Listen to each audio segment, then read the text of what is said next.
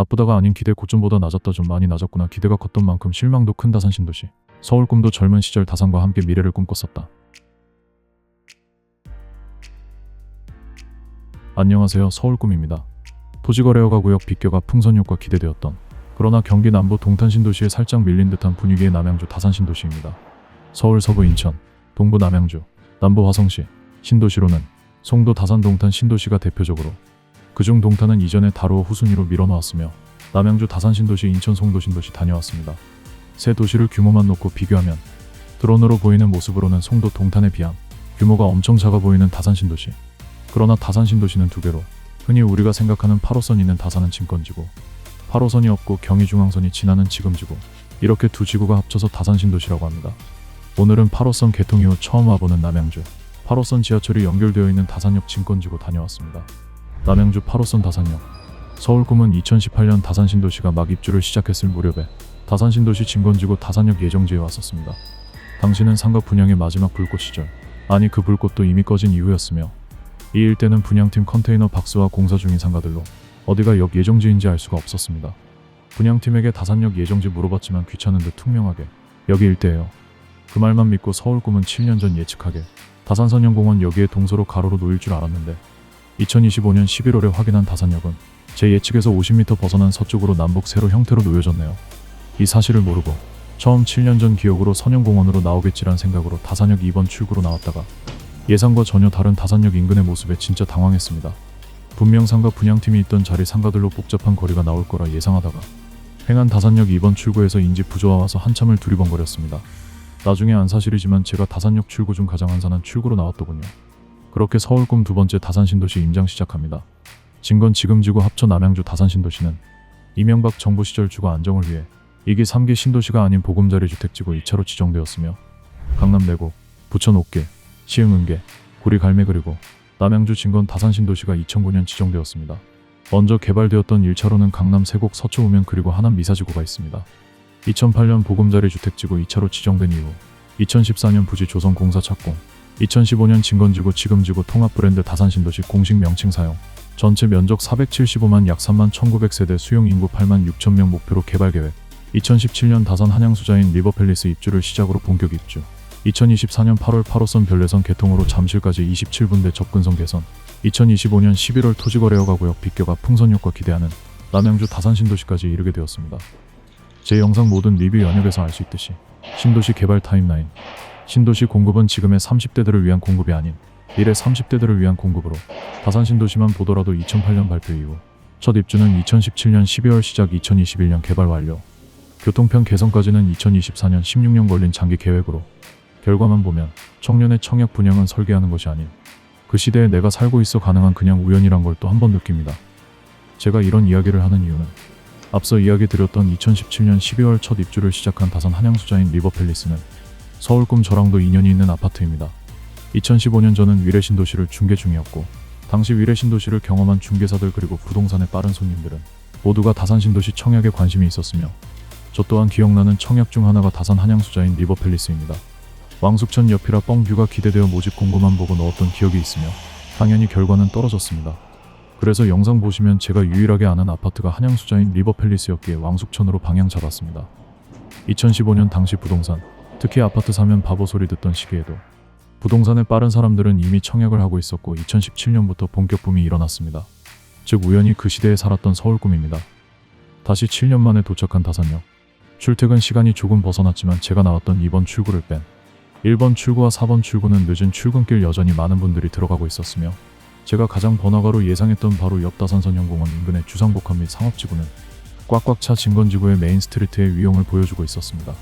진건지구만 볼 때 가장 큰 상업지역이며, 여기서 조금씩 벗어날수록 주거지역 학교 공원들이 배치됩니다.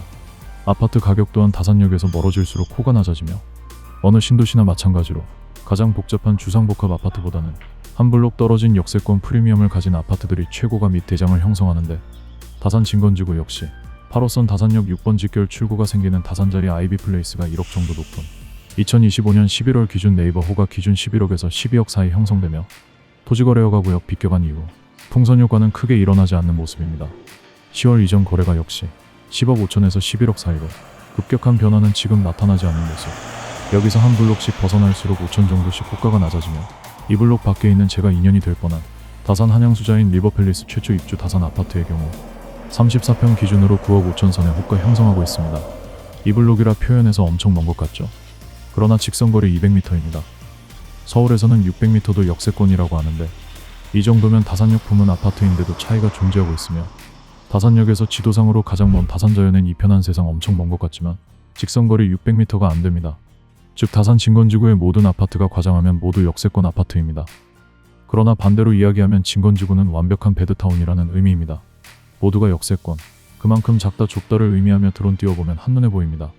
처음 동탄신도시 송도신도시와 다르게 규모가 작아 보인다는 표현의 의미는 규모가 너무 작아 업무시설, 상업시설, 편의시설이 매우 적어 주거지로서의 장점은 분명 갖추고 있지만 편의성 부분에서는 많이 떨어집니다.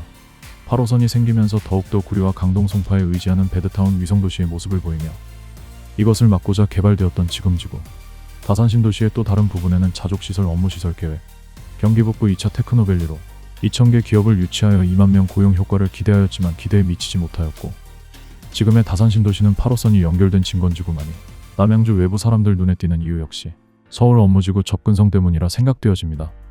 두 지구 계획부터 따로 계획되었지만 지금지구, 진건지구를 한 곳에 몰아서 개발하였다면 굳이 주택, 주거지, 업무지를 구분짓고 분리하지 않았다면 하는 아쉬움이 남는 개발이지 않을까?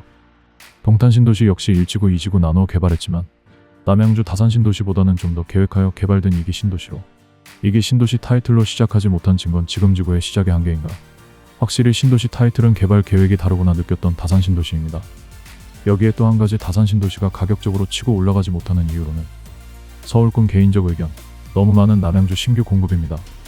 원도심 재개발과 이미 진행되고 있는 별내 왕숙 진접, 다산 진건 지금지구에 가온 평내 마석 덕소 창현지구도 있으며 구리 원도심 갈매, 다리 하나 한강 건너 미사지구 하남풍산, 3기 신도시 교산 신도시까지 다산 신도시 신축 신도시 호재를 오롯이 받기에는 서울 경기 동부권 신규 아파트 공급이 너무 많습니다.